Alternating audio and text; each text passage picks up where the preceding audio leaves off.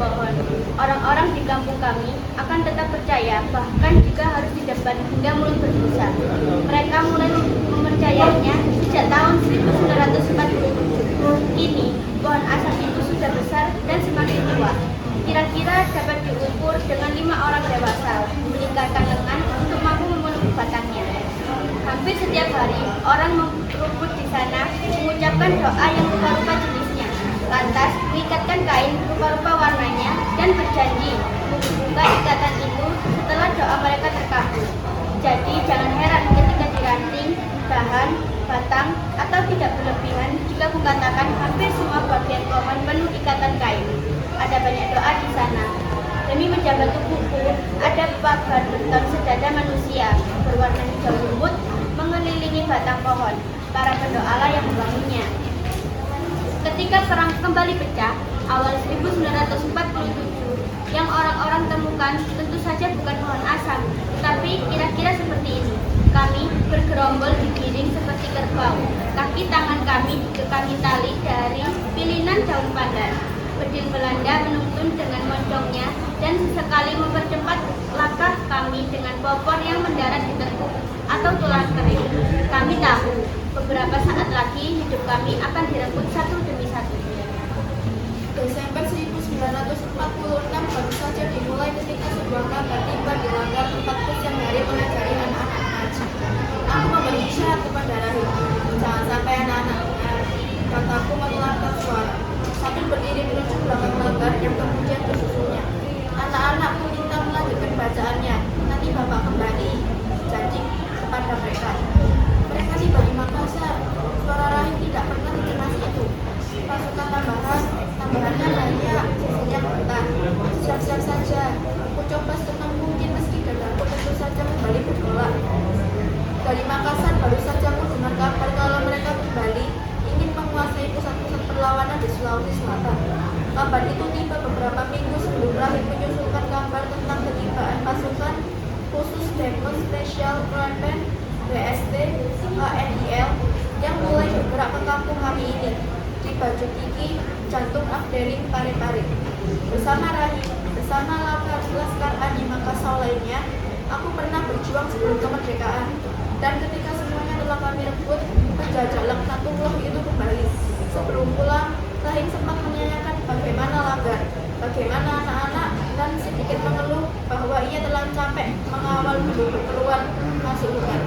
Aku menepuk pundaknya sebelum mengatakan, insya Allah semuanya akan baik-baik saja. Saya pamit. Assalamualaikum Ustaz. Aku menjawab salam Rahim lantas memandang jernih pada anak-anak. Sayup-sayupku dengar mereka mengejek Jaya dengan bahasa Bugis yang membuat bola mataku terasa hangat.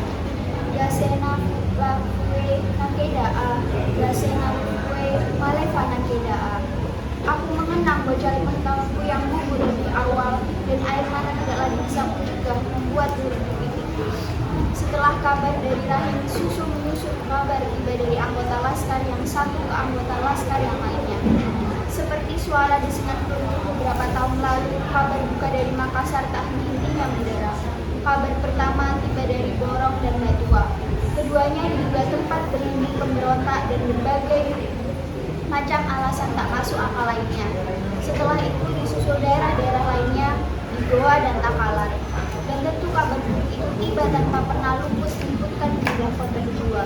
Sebentar lagi mereka menuju ke sini. Begitu laporan salah satu anggota laskar pada suatu malam di Belanda. Ketika tidak ada lagi aktivitas mengaji sejak pemerintah Belanda mengeluarkan surat edaran dan pernyataan darurat perang. Anak-anak, Bapak akan memanggil kalian lagi kalau waktu mengaji sudah tiba. Sekarang libur, jadi kalian belajar di rumah saja dulu ya. Aku mengkhawatirkan mereka dan kecemasanku semakin menjadi-jadi dari hari ke hari. Seperti pelaut yang tak pernah berhenti mencemasi angin mingguku. Rapat kami gelar hadir setiap malam. Menjelang Isya bahkan tak berujung hingga subuh tiba. Rapat bukan sekedar rapat sebenarnya. Kami berjaga sebagai pimpinan laskar Bajuki yang berada di bawah laskar Andi Makassar sebagai pusat perjuangan rakyat Parepare. Akulah yang menyiapkan tempat dan selalu akulah yang memimpin rapat. Itu menjadi alasanku meminta anak-anak mengaji di rumah mereka. Selain karena tidak ingin membahayakannya, kita harus sadar diri, Ustaz. hening yang lama. Bahkan aku berhasil mendengar desa napasku sendiri. Masih hening, tidak ada yang menimpali apa yang Rahim maksudkan dengan sadar diri. Tetapi kemudian ia menjelaskan meski tak seorang pun yang meminta penjelasannya. Tidak kalah jumlah, kalah senjata, kalah pokoknya. Jelas sekali Rahim tidak ingin menyembunyikan kecemasannya. Ia baru saja menikah. Aku tahu karena aku yang menjadi pembelinya. Aku juga tahu ia bukan mencemaskan dirinya sendiri. Ada istri dan barangkali ada janin yang pernah ia khawatirkan. Hal itulah yang membuatku hanya bisa diam dan sesekali mengangguk seperti terpukul mengantuk. Bayangan perjuangan sebelum kemerdekaan, bayangan Fatimah istriku, bocah 5 tahunku Akbar, dan ingatan-ingatan lainnya kembali menghangatkan bola mataku. Teriakan tolong Akbar. Teriakan Allahu Akbar Fatimah dan teriakan keduanya setelah granat menghancurkan rumah panggung kami malam itu. Aku dituduh melatih anak-anak menjadi pemberontak hanya karena mengajari mereka mengaji, dan setelah kehilangan segalanya, aku benar-benar memutuskan memberontak, memimpin laskar dan berani meraih kemerdekaan. Jika merasa semuanya telah selesai, aku mengumpulkan kembali anak-anak.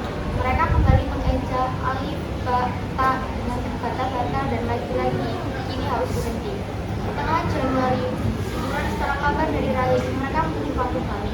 Waktu itu musim hujan baru saja tiba, tapi tak ada yang berani menggarap sawah. Semua takut meski beberapa yang lain memberanikan diri, termasuk aku.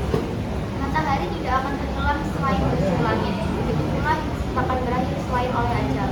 Aku meyakinkan diri berkali-kali, ternyata biasa bikin cermin, cari-cari kalau sampai ada anggota tubuh yang hilang dalam biasa. Semuanya lengkap, dan begitulah orang medis meyakinkan diri sebelum berperang. Jantungku lebat, beban mulai tumbuh di sana. Bilang betul juga, meski memang seharusnya lelaki 50-an wajar juga beban. Mataku sangat sayu dan tulang pipiku semakin menonjol. Biasa juga menampakkan luka besar di pelipisku, bekas serpihan granat malam itu. Ya Hayyu ya Qayyum, wahai yang maha hidup, wahai yang maha berdiri sendiri. Aku mengucapkannya di dalam hati berkali-kali sampai aku merasa benar-benar siap. Meski berkali-kali pula berhenti karena batukku yang semakin parah juga rutin mengeluarkan darah. Diriwayatkan Rasulullah mengucapkan berkali-kali saat perang Badar. Saat aku tidur semalaman menunggu orang-orang Quraisy, pintu digedor keras oleh seseorang yang tampak terburu-buru.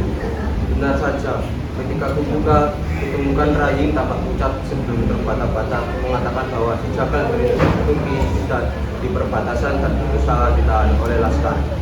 Ia kemudian melanjutkannya dengan, saya harus amankan istri saya dulu, Ustaz. Maaf. Detik pertama setelah kalimatnya selesai, amarahku hampir memuncak. Egois sekali, namun sebuah kenangan memaksaku takluk. Aku tidak ingin menyangkirkan luka yang sama di pundak Rahim. Begitu selesai, gabunglah segera. Impalku hampir berteriak menyusul langkahnya yang tergesa-gesa. Aku menuju perbatasan bersama lebih kurang 20 anggota laskar baju gigi lainnya di tengah deras hujan yang belum berhenti dari kemarin sore. Namun seperti ajal yang tak mampu kami tebak tibanya, keadaan berubah. Pertahanan di perbatasan kalah. Kami terdesak masuk bersembunyi di rumah-rumah penduduk.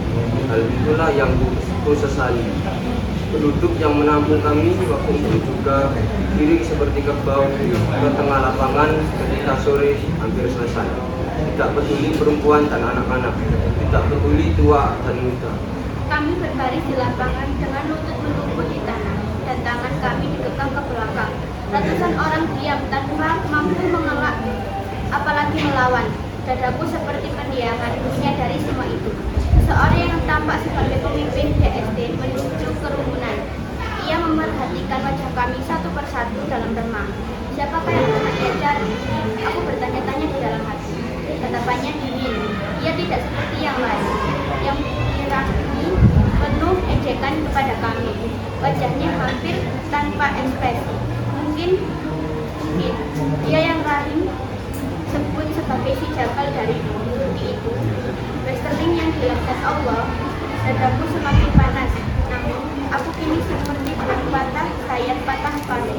Ia masih menyelidiki wajah kami satu persatu dengan diam.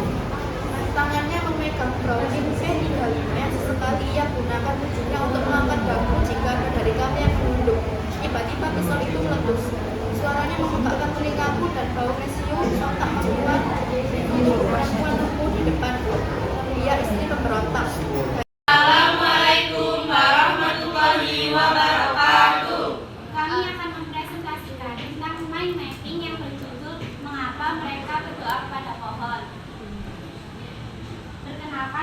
saya Amelia Dewi Kasari absen 4. Perkenalkan, nama saya Zara Naswa Alwasila absen 35. Perkenalkan, nama saya Miranda Awi absen 22.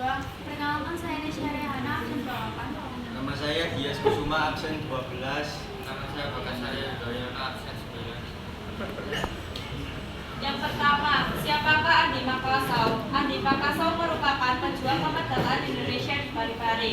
Soal kedua, berdasarkan pertanyaan nomor 1, apa yang telah dilakukan terhadap upaya memperjuangkan kemerdekaan Indonesia khususnya Sulawesi Selatan? Membentuk dan melopori organisasi kemasyarakatan yang berjuang mencapai kemerdekaan Indonesia. Yang ketiga, siapakah Westerling, komandan pasukan Belanda? Westerling dijuluki si Turki karena lahir di Istanbul dan mendapatkan pelatihan khusus di Skotlandia. Soal yang keempat, mengapa dia dikatakan pelaku genosida di Sulawesi Selatan? Karena dia pasukan khusus Belanda yang bernama DST telah menghabisi sekitar 40.000 warga pada tahun 1946 sampai 1947. Kemudian soal nomor 5, apa yang dimaksud dengan pasukan Depot Special Troops KNI, yaitu satuan khusus andalan militer Belanda yang terlibat aksi pembantaian. Yang keenam, mengapa Depot Special Troops KNIL dikatakan sebagai pasukan yang kejam? Karena pasukan tersebut banyak diisi oleh pribumi sebagai prajurit.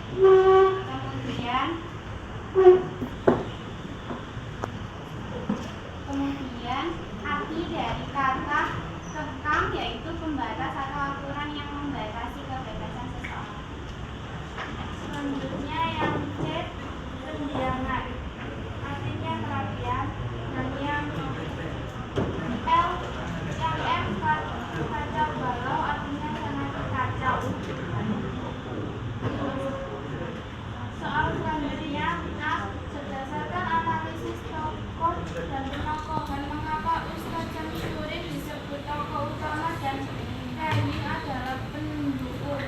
Karena Ustadz Syamsuddin sering muncul dalam cerita dan konflik cerpen, dan Rahim hanya beberapa kali tampil dalam cerpen dan konfliknya. Selanjutnya B, identifikasi beberapa latar tempat yang menjadi latar dan cerpen, dan cobalah tentukan dalam peta antara satu tempat dan tempat lain. Latar tempat seperti di Makassau, Parepare, dan Makassau. C, mengapa latar waktu pada cerpen pada seputar peristiwa perebutan kemerdekaan Indonesia? Jelaskan disertai bukti yang mendukung. Latar waktu dalam cerpen adalah sekitar tahun 1946 sampai 1946. Tahun itu berarti Indonesia berumur 2 tahun. Selanjutnya D, pada cerpen di atas terdapat kutipan. Kita harus sadar diri. Ustaz, siapakah yang mengatakan berdasarkan konteks cerita tersebut? Kalimat jelaskan. Kalimat kita harus sadar diri Ustaz adalah kalimat kepada Ustaz Syamsuddin. Selanjutnya E,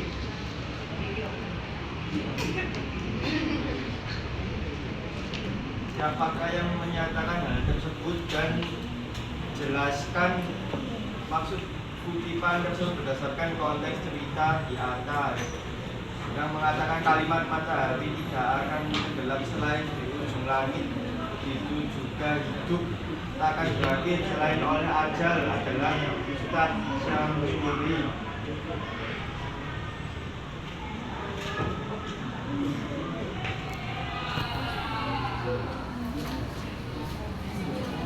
Maksudnya adalah bahwa segala sesuatu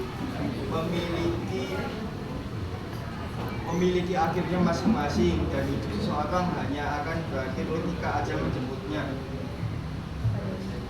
Kemudian mengapa Ustadz Syamsuddin akhirnya angkat senjata melawan Belanda?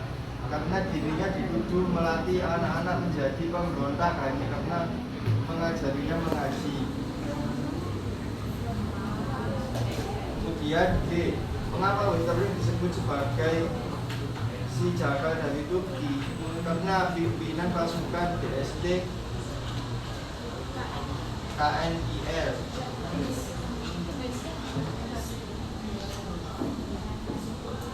Setelah itu, bagaimana pendapat akan sikap Rahim memilih untuk menyelamatkan istrinya dulu daripada berangkat melawan Belanda? Sikap Rahim yang memilih menyelamatkan istrinya daripada berangkat melawan Belanda menunjukkan dilema antara kewajiban keluarga dan tanggung jawab kepada tanah air ini, menyoroti prioritas pribadi yang kadang bertentangan dengan panggilan untuk berjuang demi bangsa. Selanjutnya I.